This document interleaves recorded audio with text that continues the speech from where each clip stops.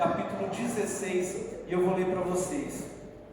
Lucas, capítulo 16, acha aí na sua Bíblia, e diz assim: Disse Jesus também aos seus discípulos: havia um homem rico que tinha um administrador, e este lhe foi denunciado que quem estava a defraudar os seus bens. Então mandou-o chamar e lhe disse: que é isso que ouço a teu respeito? Presta contas da tua administração, porque não podes mais continuar nela. Disse o administrador consigo mesmo: que farei, pois o meu senhor me tira a administração? Trabalhar na terra não posso, também de mendigar tenho vergonha. Eu sei o que farei, para que quando for demitido da administração, me recebam em suas casas. Tendo chamado cada um dos seus devedores do seu senhor, disse ao primeiro: quanto deves ao seu patrão? Respondeu ele: 100 cados de azeite. Então disse: toma a tua conta, assenta-te depressa e escreve 50. Depois perguntou a outro: tu, quando deves? Respondeu ele: 100 coros de trigo. Disse: toma a tua conta, escreve 80. E elogiou o senhor do administrador infiel, porque se houvera atinadamente. Porque os filhos do mundo são mais hábeis na sua própria geração do que os filhos da luz.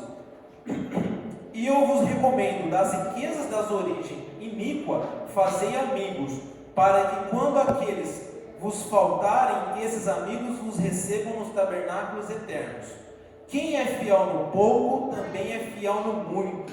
E quem é injusto no pouco, também é injusto no muito. Vamos orar ao nosso Deus? Querido Pai, eu te peço nessa noite que possamos ter entendimento claro da sua palavra. Deus, abençoe cada coração que está aqui nessa noite, que tenha entendimento, que seja claro, que seja um coração, como a sua palavra diz, como terra fértil, para que possamos tomar decisões de acordo com a sua palavra nessa noite. É isso que eu te peço, em nome de Jesus. Amém. Essa passagem, conforme eu disse, ela é muito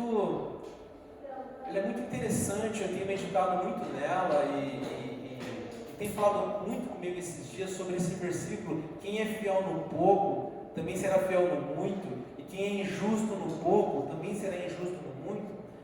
Mas ela é muito mais profunda, esse versículo, ele tem muito mais sentido quando nós estudamos em qual contexto que esse versículo se encaixa, que é justamente essa parábola contada pelo Senhor Jesus Cristo sobre a história de um administrador infiel, que ele administrava mal os bens do seu patrão, e ele descobre que o seu patrão descobre o que ele estava fazendo, e ele começa a fazer algumas artimanhas.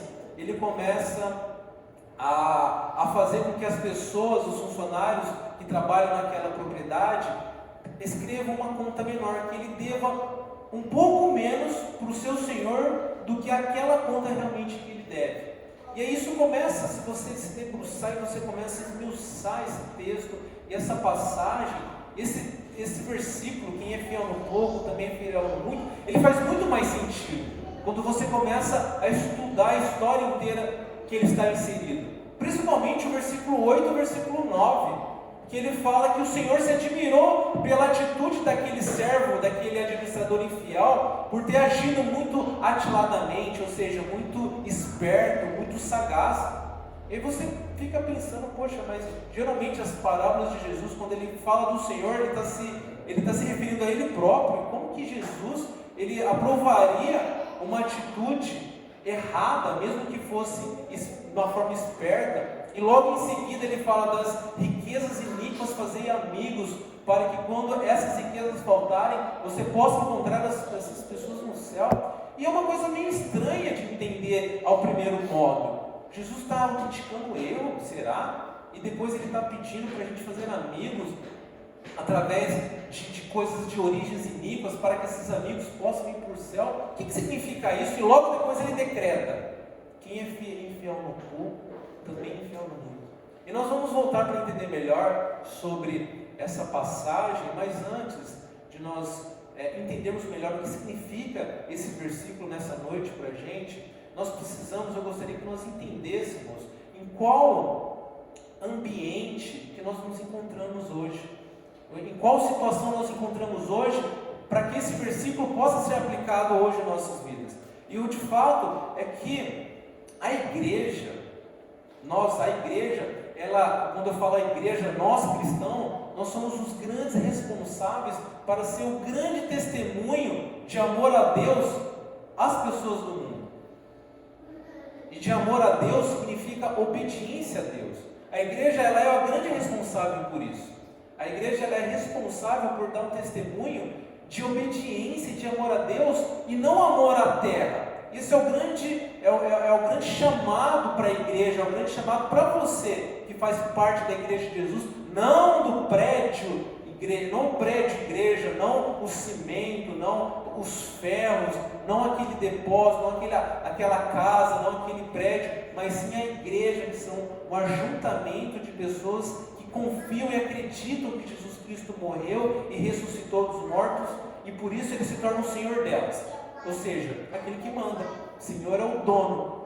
Você acredita que Jesus morreu e ressuscitou, e por isso a Bíblia diz: se com tua boca se confessar Jesus Cristo como Senhor, assim será salvo. Ele passa a ser o seu dono. Isso significa igreja. Exatamente isso. Um ajuntamento de pessoas que entenderam isso e tomaram essas decisões de Jesus ser o dono da vida delas, conforme nós cantamos, conforme o Senhor quer, Deus. Como um farol que brilha à noite, usado da maneira que te agrada, exatamente da forma que agora você cantou, com toda a emoção, e que isso deve ser uma verdade nas nossas vidas. E a igreja ela deve ser a grande responsável por dar esse testemunho. Os cristãos, eles devem ser os responsáveis por darem testemunho de obediência a Deus ao mundo. Mas o fato é que o número dessas pessoas, eles estarão cada vez menores. O número de cristãos disposto a viver da maneira que o Senhor agrada, ele vai ser cada vez menor. Isso não é normal, mas é profético, porque a própria palavra diz isso. A própria Bíblia diz que as características da vinda de Jesus será justamente isso: apostasia, desânimo, pouca gente. E é dessa forma que Jesus narra, é dessa forma que a palavra narra as características do grande evento da vinda de Jesus. E esse evento da vinda de Jesus, aos meus olhos, nós que estudamos a Bíblia, que aparentemente está muito próximo, ele vai ser marcado justamente por esse grande acontecimento: desânimo. Exatamente isso. A vinda de Jesus, ela vai se acontecer dentro de um contexto que a igreja vai se pegar com pouquíssima gente disposta a dar um grande testemunho verdadeiro de Jesus.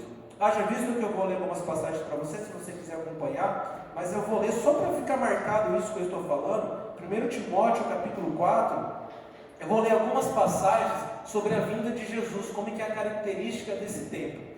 Então eu vou passar rapidinho só para a gente entender que isso está escrito na Bíblia.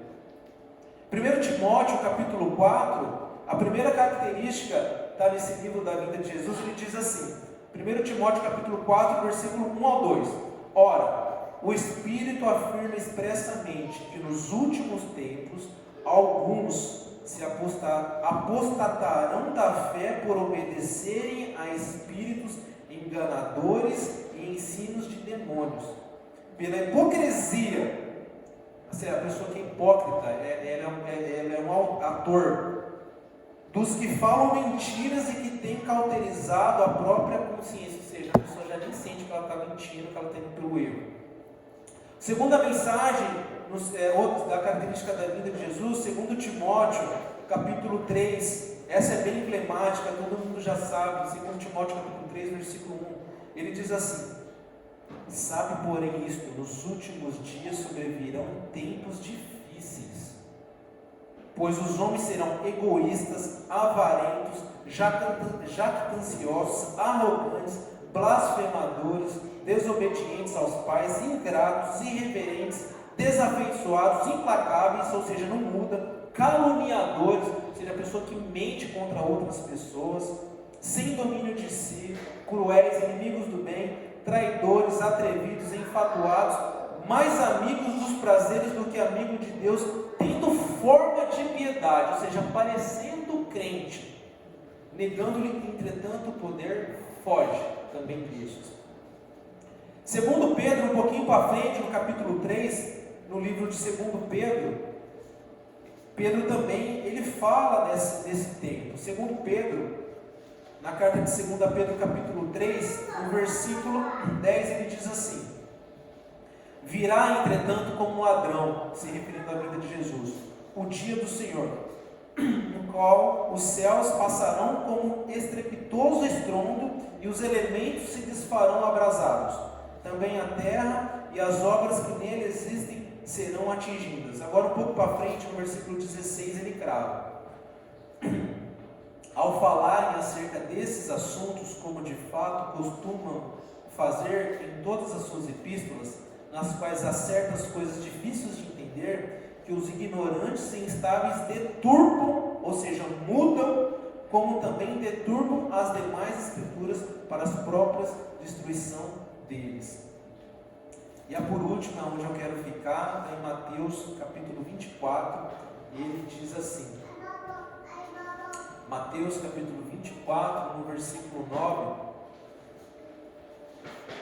essa mensagem, essa passagem todo mundo já ouviu falar, eu já vou direto no versículo 9. Então sereis atribulados e vos matarão, sereis odiados de todas as nações por causa do meu nome. Neste tempo hão de se escandalizar, trair e odiar uns aos outros. Levantar-se-ão muitos falsos profetas e enganarão a muitos. E por se multiplicar a iniquidade, o amor se esfriará de quase todos. E a característica que está presente em todas as passagens narrando o evento da vinda de Jesus, uma característica unânime em todos é a mentira, é o engano. Deturpam, mente, falsos profetas, enganam, mentira, trapaças, caluniadores, enganam, virão muitos falsos profetas e enganarão a muitos, arrastarão a muitos. É justamente essa característica. Às vezes a gente fica pensando que alguma das características que nós esperamos é terremotos, pandemias, guerras e rumores de guerras que vão existir sim. Mas o que é mais claro, talvez não mais fácil, eu estou falando claro, mas talvez não fácil de entender, mas o que está mais predominante das características da vinda de Jesus é o engano, a mentira, que arrastarão a muitos. E esse é o nosso contexto que nós estamos. Serão odiados, serão atribulados por causa de Jesus. E o fato é que a igreja, ela está prestes, possivelmente, a viver esse momento. A igreja, ela provavelmente, ela está prestes a viver um momento de ódio contra os verdadeiros adoradores, um momento de perseguição, um momento de calúnia sobre a igreja de Jesus Cristo. Isso vai acontecer. E graças a Deus por isso. Porque nós não podemos e nós não devemos querer mudar os projetos de Deus. Isso é como Deus determinou que vai ser. E graças a Deus, quando nós percebemos e quando nós temos a sabedoria nas Escrituras de observar os eventos e as manifestações, e nós percebemos que isso acaba se encaixando com a característica da vida de Jesus, porque graças a Deus que Jesus está vindo. Graças a Deus por isso, glória a Deus que o Senhor está vindo, e que isso sirva de lição, e que isso sirva para nós ficarmos atentos, para que nós possamos levantar as nossas guardas, que nós estamos inseridos dentro de um tempo de engano, um tempo que vai arrastar pessoas para alguma coisa a mais, talvez alguma atmosfera de adoração, alguma igreja que traga alguma coisa diferente, alguma igreja que massageia mais o seu ego, que fala mais ao seu coração, fala mais do que você pode aplicar as palavras de Deus, os princípios da palavra de Deus, para o benefício próprio do homem, mas não para a glória de Deus. Não como nós devemos obedecer às palavras de Deus para Jesus ser glorificado, e Deus ser levantado, e não o homem. Nós estamos inseridos, Cacá, dentro desse tempo, que as pessoas vão ser inclinadas para quererem isso. E todas as pessoas contra isso vão ser perseguidas, porque vão ser justamente as igrejas que vão estragar esse projeto de engano e de mentira, que está arquitetado, está sendo bem levantado. Você talvez que quer ser fiel, você vai ser o grande problema desse grande estrutura da arquitetura do engano. Você está disposto a ser o grande problema da grande estrutura arquitetada do engano? Você está disposto? Você está preparado para isso? É a grande pergunta. Ser preso, ser caluniado, ser perseguido. Tiver que prender, vai ter que prender. Vou prender você, pastor, onde você está prendendo? Vai ter que me prender. Porque eu não vou deixar, Márcio, de pregar a palavra de Deus, porque eu vou ser preso. Vou prender seu filho. Antes de ser meu filho, ele é filho de Deus. Vai matar, vai ter que matar. Porque essa é a grande característica. E nós estamos preparados para isso. Nós estamos preparados para viver esse movimento que é profetizado. Ou seja, você acredita em toda a palavra de Deus, você acredita em toda a profecia de Deus, você acredita em cada tio da palavra de Deus. Você acredita que esse tempo, conforme está escrito, vai acontecer? Dessa perseguição? E graças a Deus por isso. Porque Jesus está voltando e é necessário que assim aconteça. E a pergunta é, você está preparado para isso? Nós devemos estar preparados para esse tempo de perseguição, esse tempo de luta, esse tempo de dificuldades aos olhos do mundo, mas um grande galardão, um grande benefício aos olhos de Deus. Ele continua dizendo justamente isso no livro de 2 Tessalonicenses, exatamente isso que eu estou falando para vocês agora. Lá no livro de 2 Tessalonicenses, lá depois de Colossenses, antes de Timóteo, ele narra exatamente, irmã Ivone, exatamente isso que eu estou falando para a senhora nessa passagem, 2 Tessalonicenses, no capítulo 2. É uma outra passagem sobre o evento da vida de Jesus. E ele diz assim, 2 Tessalonicenses capítulo 2, a partir do verso 1: Irmãos, no que diz respeito à vinda do nosso Senhor Jesus Cristo e à nossa reunião com Ele, nós vos exortamos. Mas a gente não gosta de exortação, porque a Bíblia ela exorta.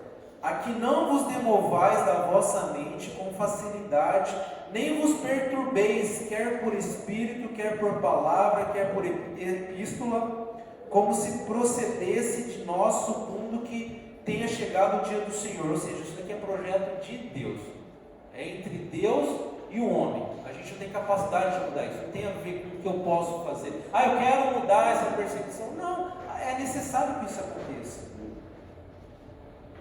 Ninguém, versículo 3, ninguém de nenhum modo vos engane. De novo a palavra engane aqui do seu Reinaldo. Porque isso não acontecerá sem que primeiro, olha, veja bem, não acontecerá sem que primeiro, Márcio, venha a apostasia, ou seja, as pessoas se afastando de Deus, e seja revelado o homem a iniquidade. O homem da iniquidade, o filho da perdição, o qual se opõe e se levanta contra tudo que se chama Deus, ou é objeto de culto, a ponto de se assentar-se no santuário de Deus, ostentando-lhe como se fosse o próprio Deus. Meus irmãos, vai chegar um tempo, se já não chegou, de oposição de tudo contra Deus. Tudo que é Deus, tudo que é verdade, tudo que é palavra, tudo que é fidelidade, vai chegar um tempo que vai estar tudo em volta contra. Tudo em volta contra as pessoas que querem viver a fidelidade da sã doutrina. A palavra, se você quer viver a palavra de Deus fielmente, haverá um tempo de oposição contra tudo isso. Talvez no seu bolso, no seu dinheiro, vai ser o primeiro, talvez, a ser afetado. Contra tudo, a oposição. Hoje a gente vê o mecanismo, como nós estamos inseridos. Hoje não tem mais nem cédulas mais, né? Eu não vejo, acho que uma nota faz tempo. É tudo Pix, tudo crédito, tudo cartão. Já está tudo uma forma virtualizada. Está tudo uma forma na mão de gente que nem sabe aonde está o nosso dinheiro, onde você trabalha, o que você ganha. E às vezes a gente não para observar essas coisas, né? A gente nem ganha o que a gente ganha, na verdade. A gente trabalha e já é descontado 11, 15, 20% de imposto na fonte do que você ganha. 20% já fica lá para o governo, para o Estado. Aquele dinheirinho que você ganha, 20% de imposto se você trabalha registrado, se você trabalhou registrado, você é aposentado, 20% fica. Aí a gente vai lá, paga luz, põe combustível no carro, você pôs gasolina no seu carro para a igreja, você comeu um arroz, você comeu um feijão, aí você paga mais ou menos uns 50% de imposto sobre tudo isso daí.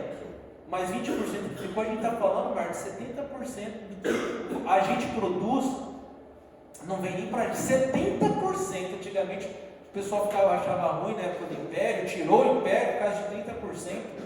Hoje a gente paga 70%, e aí a gente fala, poxa, mas eu tenho saúde de graça, eu tenho uma escola de graça. Mas a grande mensagem dessa observação não é para que a gente se rebele contra o Estado, não é isso.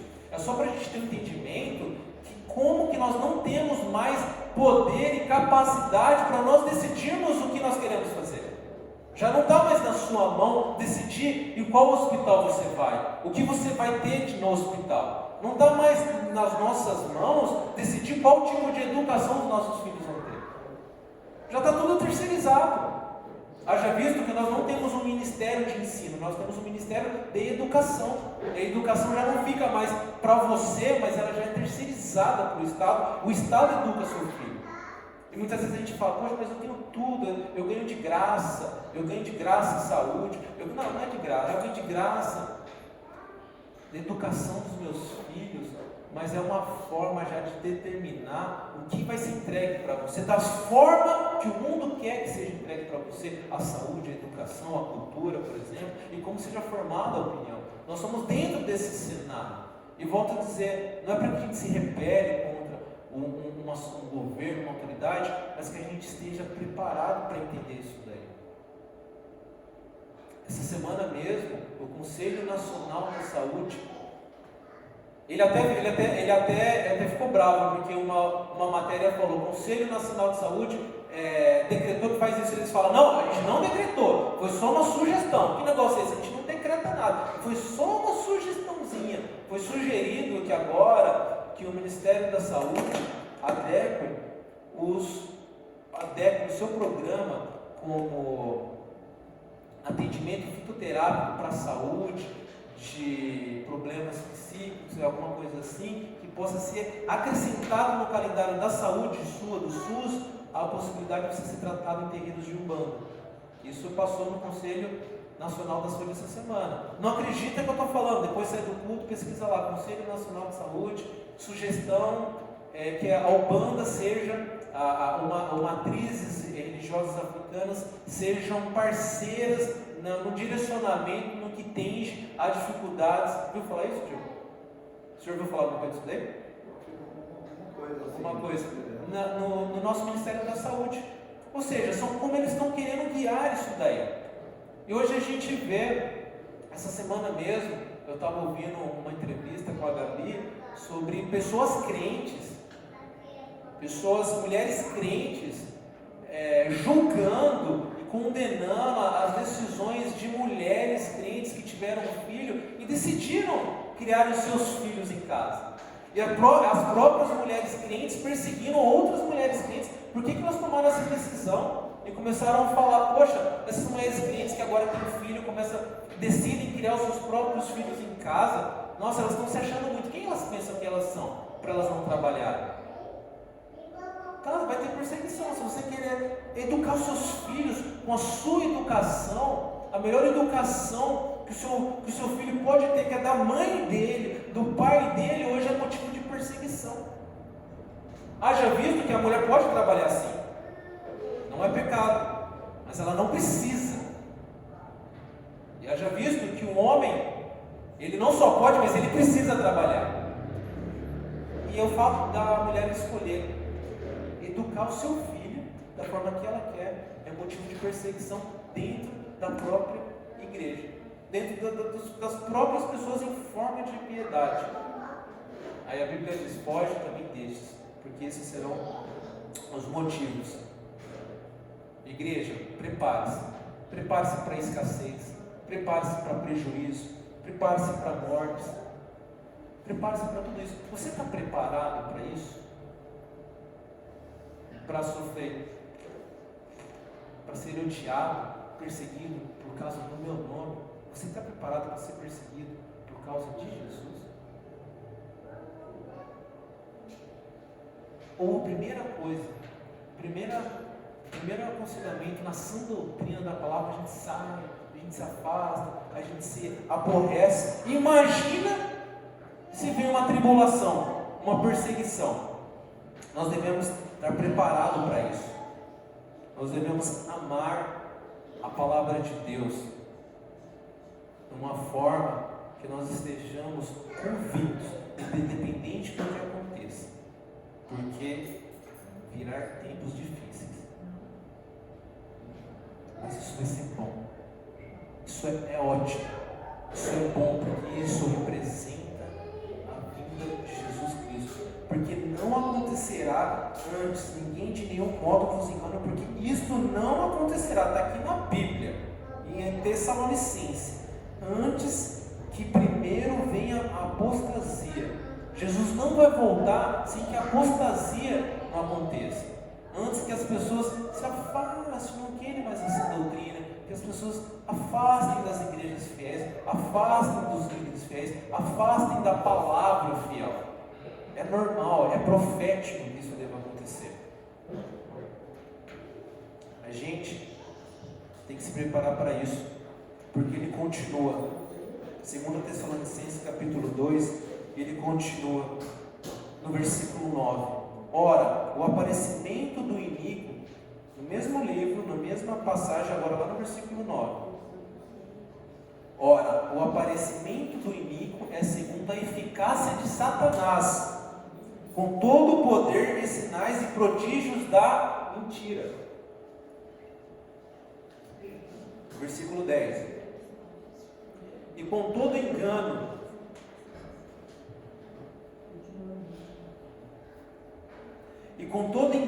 de injustiça aos que perecem, porque não acolheram o amor da verdade para serem salvos. Irmãos, sabe o que a gente precisa ter? Sabe qual que é o desafio de hoje em dia, irmã Fátima? Sabe qual é o grande desafio hoje, Márcia? Amar a verdade. É um dos maiores desafios da igreja, amar a verdade de Deus, a palavra de Deus. Esse é o maior desafio, eu garanto para vocês, da Igreja Batista do Centro de Garça e de todas as igrejas que estão presentes hoje no mundo, é amar a verdade. Esse é o desafio do cristão, todo dia amar a verdade, querer a verdade, estar feliz, meditar, bem-aventurado, pois medita na lei do Senhor dia e noite. Você quer amar a verdade e você vai chegar no seu trabalho amanhã e honrar o seu patrão, porque a Bíblia diz. E você submissa ao seu marido, porque a Bíblia diz. Você ama a sua esposa e cuide dela também, sabendo que ela é da parte mais frágil, porque a Bíblia diz também. Como um monte de outras orientações que a Bíblia diz. E nós devemos amar essas orientações, porque nós não somos autocriados. Nós não autocriamos, mas Deus criou a gente. Então é muito mais sensato que nós perguntamos a Deus como Ele quer que nós vivamos. Porque foi Ele que nos criou. E Ele sabe o que Ele quer da gente. Para louvor e glória do seu nome que nós somos criados. E isso vai trazer felicidade pelo simples fato de você estar vivendo o propósito de Deus. Você pode estar fazendo qualquer outra coisa na vida, Você pode estar vivendo por qualquer outra coisa na vida, e você pode estar tendo resultado por qualquer outra coisa na vida. Mas se isso não está apontando para o louvor e glória de Deus, isso não está te trazendo felicidade.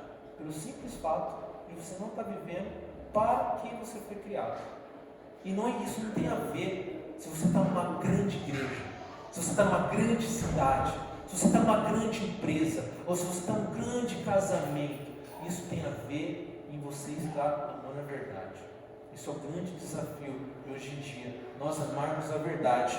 Ele diz isso no versículo 10: em que todo o engano de injustiça aos que perecem.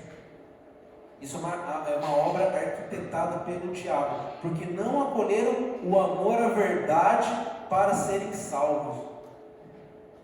Hoje, aconselhar na verdade virou sinônimo de desrespeito. Hoje, você falar a verdade, você ajudar a pessoa na verdade, virou sinônimo de dureza.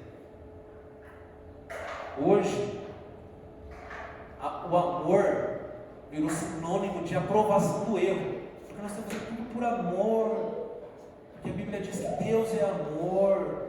É por isso que nós devemos aceitar tudo, por isso que a gente tem que aceitar o erro. Mas a Bíblia diz no próprio livro de Coríntios: ainda que eu falasse a língua dos anjos, a língua dos homens, ainda que eu desse o meu corpo para ser queimado, se não tiver amor, de nada valerá. Pois o amor, ele alegra na justiça, ele não se alegra na injustiça. O amor verdadeiro, Cacá, ele está baseado na verdade, que é justo.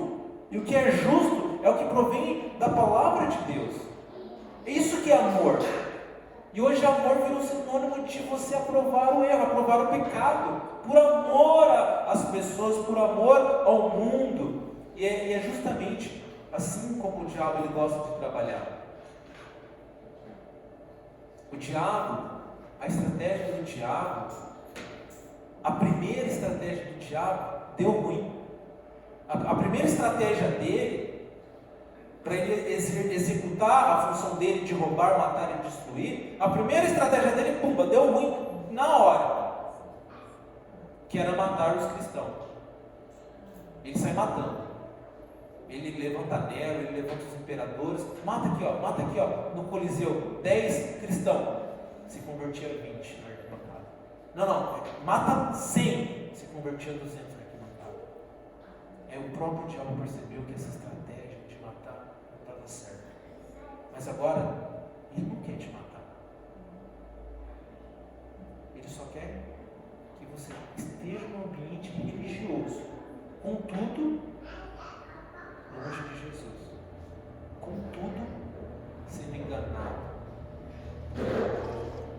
É por isso que nós temos um monte de igreja, por isso que nós temos um monte de instituições cheias de muitas pessoas, mas muitas vezes o que mais carece é da sã doutrina, é da palavra de Deus. E hoje não tem mais espaço para isso. Hoje as pessoas, elas não querem ouvir mais a palavra de Deus, mas elas querem ouvir o que elas querem ouvir. Hoje nós estamos inseridos dentro desse cenário, que ele não é só um privilégio dos dias de hoje, mas já há algum tempo existia esse comportamento. Existia um rei, o famoso rei Josafá. Eu gosto da história desse rei. O rei Josafá, um rei fiel. Ele, a Bíblia narra, ali em 2 Crônicas, no capítulo 17 em diante, que ele foi um rei ousado em obedecer a palavra de Deus. Eu gosto dessa expressão, ele era ousado. Diz que ele desmanchou todos os postes ídolos, tirou todos os cultos idólatras da nação de Judá, porque a nação de Israel já tinha ido para o buraco, já estava sendo idólatra. Ele pegou todos os príncipes dele e ordenou que fosse por todo o império ensinando a palavra de Deus. Ele fez um sebaque a nível nacional. Aí a Bíblia narra, 2 Crônicas capítulo 18. E Josafá ajuntou muitas riquezas e abundância e se juntou com Acabe. Pronto. Enquanto ele estava ali fiel, lutando, trabalhando, para o cara ficar rico. Não que seja isso o problema, mas você depositar sua confiança, você abaixar a guarda é a pior coisa. Aí ele começou a se juntar com Acabe, o rei de Israel, um rei perverso, um rei idólatra. E aí ele diz: irá você, Josafá, comigo a Ramote Gileade lutar contra os sírios como um único exército? Iremos, mas vamos. Aí Josafá, ainda com resquícios de obediência, ele fala: mas vamos consultar os profetas de Deus. E aí o Acabe, ele chama 400 profetas para profetizar. Os 400 profetas, todos eles profetizaram: ide nessa peleja, ide, porque vocês vão triunfar. Deus está falando que vocês vão ganhar. Podem ir, podem ir. E Josafá, ainda nos resquícios de obediência, ele fala: acaso não tem nenhum outro profeta que fala a verdade aqui? Isso está narrado no livro de 2 Crônicas, abre lá, 2 Crônicas capítulo 18, para vocês conferirem isso que eu estou falando. Lá no livro de 2 Crônicas capítulo 18,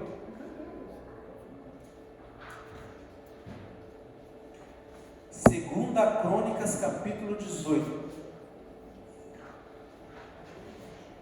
e ele diz assim,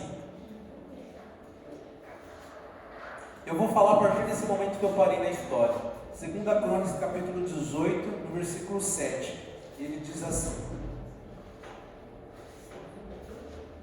2 Crônicas capítulo 18, versículo 7.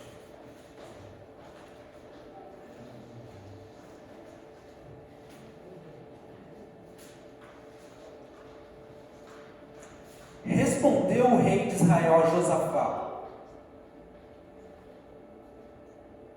há ainda, porque podemos consultar o Senhor, porém eu o aborreço, porque nunca profetiza de mim o que é bom, mas somente o que é mau. Este é Micaías, filho de Imlá. Disse Josafá: não fale assim o rei. Então o rei disse de Israel, chamou um oficial e disse: traze-me depressa Micaías, filho de Imlá. Agora vamos avançar um pouquinho para frente, a partir do versículo 12. Aí ele continua: o mensageiro que fora chamar Micaías falou, lhe dizendo: eis que as palavras dos profetas a uma voz predizem coisas boas para o rei. Seja, pois, a tua palavra como a palavra de um deles, e fala o que é bom. Desde aquela época já era desse jeito, as pessoas já queriam determinar o que tinha que ser pregado, o que tinha que ser falado. Já não prevalecia o que Deus falava, mas tinha que prevalecer o que as pessoas queriam ouvir, desde essa época aqui. Versículo 13: respondeu Micaías: tão certo como vive o Senhor, que meu Deus me disser, isso falarei. Poxa vida, que isso seja verdade nas nossas vidas, independente do que aconteça. Versículo 14: vindo ele ao rei, esse lhe perguntou: Micaías, iremos a Ramote Gileade a peleja, ou deixarei de ir? Ele respondeu: sobe e triunfarás, porque eles serão entregues nas vossas mãos. O rei lhe disse: quantas vezes te conjurarei que não me fales senão a verdade em nome do Senhor? Então disse ele: vi todo Israel disperso pelos montes como ovelhas, que não tem pastor. E disse o Senhor: estes não têm dono, torne cada um em paz para sua casa. Então o rei de Israel disse a Josafá: não te disse que ele não profetiza a meu respeito o que é bom, mas somente o que é mau? Micaías prosseguiu: ouvi, pois, a palavra do Senhor. Vi o Senhor assentado no seu trono, e todo o exército do céu estava à sua direita e à sua esquerda. Perguntou o Senhor: quem enganará Acabe, o rei de Israel, para que suba e caia a Ramote Gileade? Uns diziam desta maneira e outros de outra. Então saiu um espírito e se apresentou diante do Senhor e disse: eu os enganarei. Perguntou-lhe o Senhor: com que? Respondeu ele: sairei e serei um espírito mentiroso na boca de todos os seus profetas. Disse o Senhor: tu o enganarás e ainda prevalecerás. Sai e faz assim. A verdade, irmãos, é que Deus, muitas vezes, Ele permite os espíritos de engano. Deus permite que isso aconteça. Deus permite. Deus permite. A Bíblia diz, a gente vai entender melhor, que a Bíblia diz exatamente isso. Que Deus muitas vezes, Ele permite um tempo de engano. Talvez muitas vezes, para provar o meu coração. Às vezes Ele permite um tempo de engano, Ele espreme, Ele traz um tempo de dificuldade, um tempo de calúnias, um tempo de perseguições, um tempo de perseguições à igreja, justamente não para tratar quem vai, quem ofende, quem calunia, mas muitas vezes para tratar quem fica e quem está disposto a ser fiel. E Deus permite isso. E nós devemos estarmos alegres, porque a Bíblia diz: tem de motivo de grande alegria passar por diversas provações, para se tornarem maduros e íntegros e nada faltantes.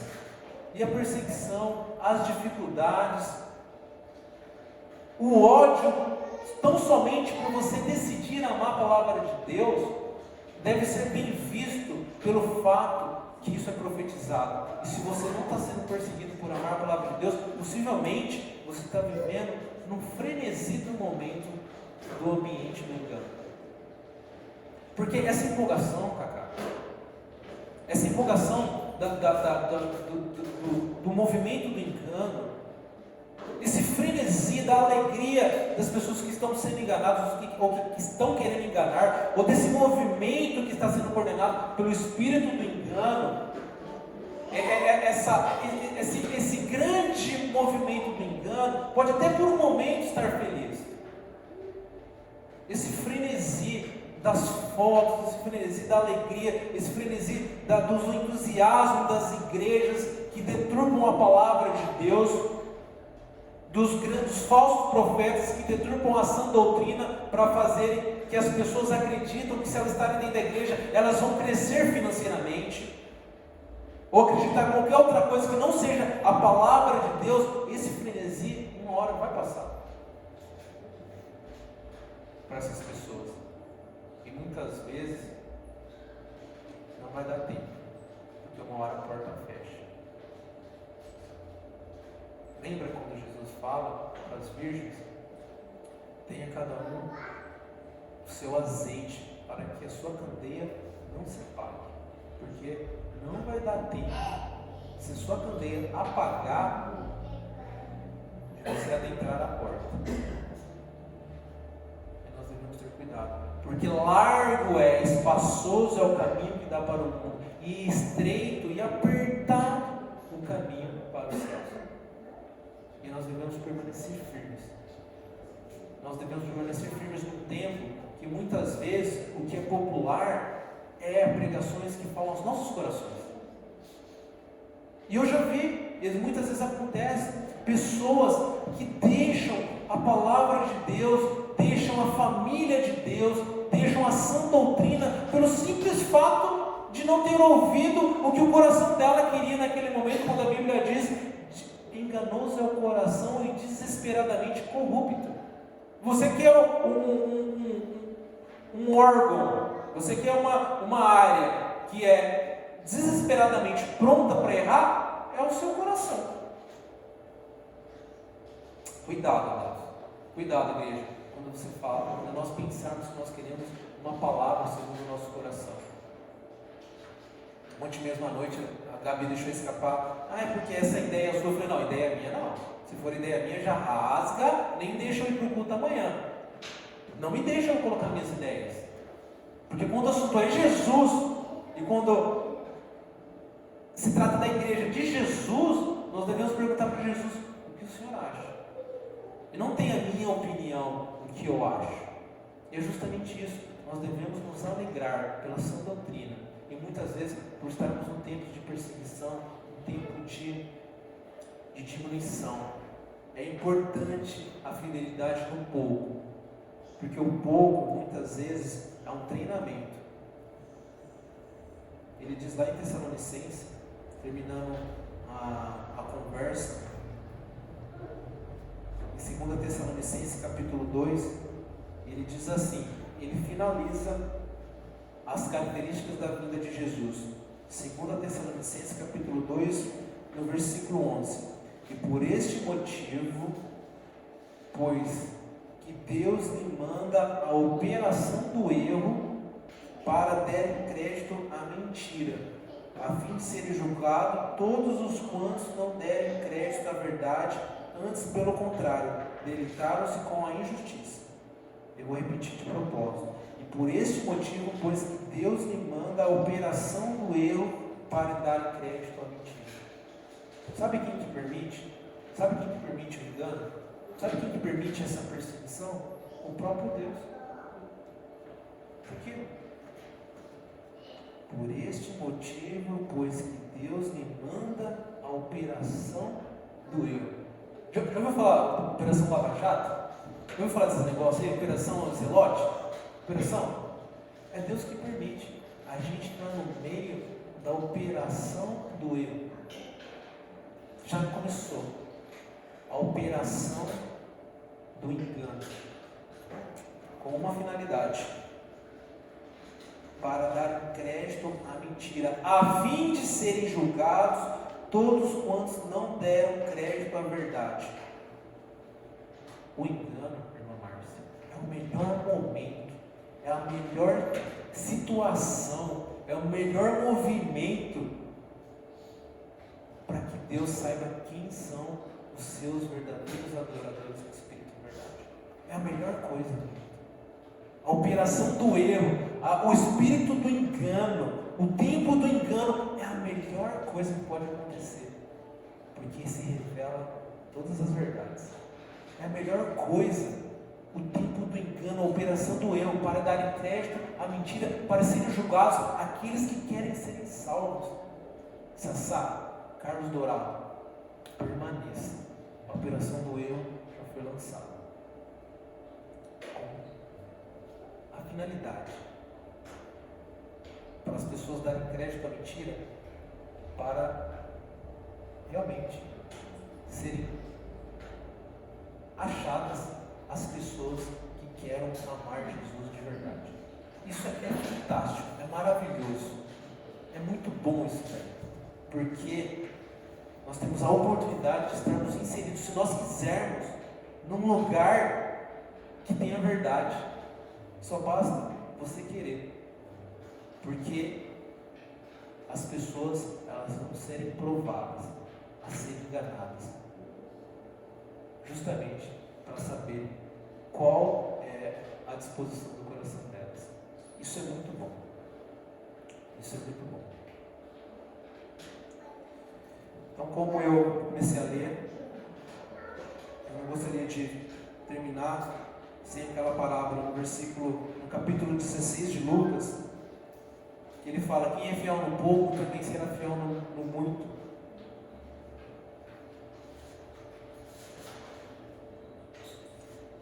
Capítulo 16 de Lucas, ele diz no versículo 8: e elogiou o Senhor o administrador infiel, porque se houvera atiradamente, porque o filho do mundo são mais hábeis na sua própria geração do que os filhos da luz.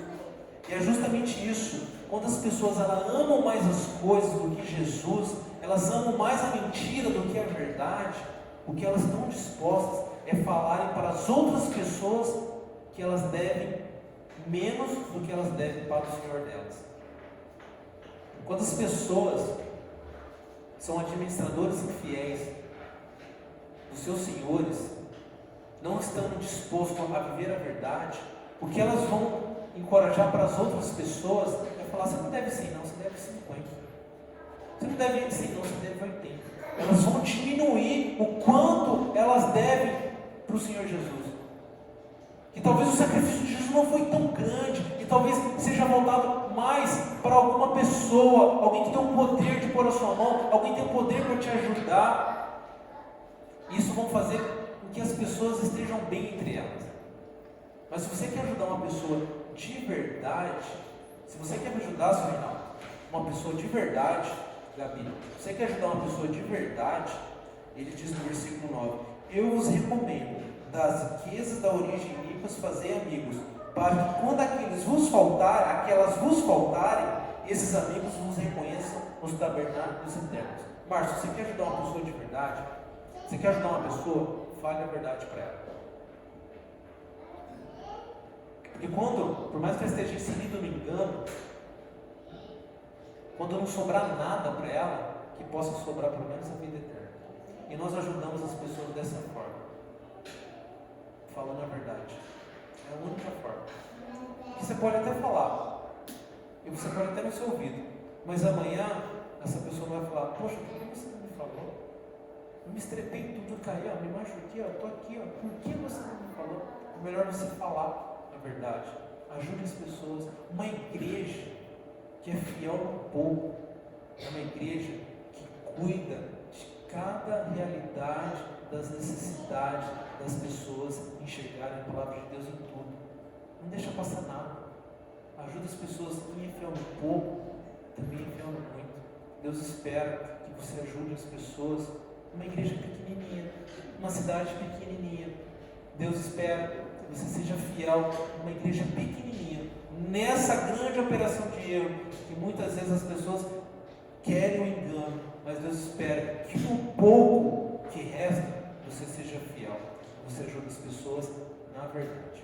É isso que Deus espera. Deus trabalha mais com quem fica do que com quem vai. Deus talvez trabalhe mais no meu coração do que no coração de outras pessoas que estão às vezes, infelizmente, envolvidas nas grandes seduções do mundo. Mas Deus trabalha muito mais nas nossas vidas, se nós estamos dispostos a sermos fiel no pouco. Igreja, esteja disposto a ser fiel no pouco. Quanto mais apertado, quanto mais difícil,